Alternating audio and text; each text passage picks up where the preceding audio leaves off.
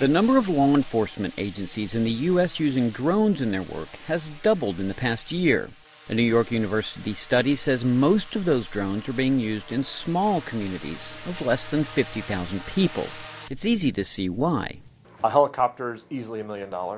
And then you're talking about a helicopter pilot that's got several thousand hours of flight time. You're paying them a lot of money to do that.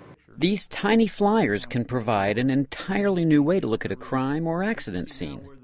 It can transform the process for investigating a scene, reducing the amount of time that's spent on scene and opening the road more quickly. With drones providing a new data set, law enforcers can not only solve crimes but make their communities safer.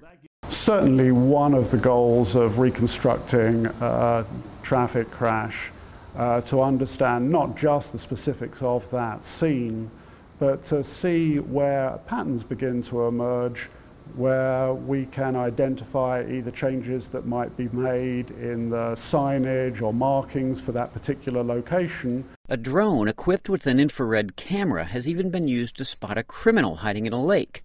His head shows up as a little red dot. But there are concerns that surveillance drones might one day always be watching.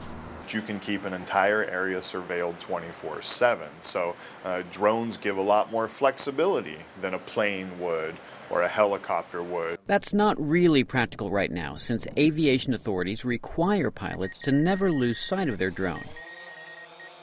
Our policies are pretty restrictive as to when we can and can't use it. But just when you start looking around online, you can really see just how many uses there are for a police department.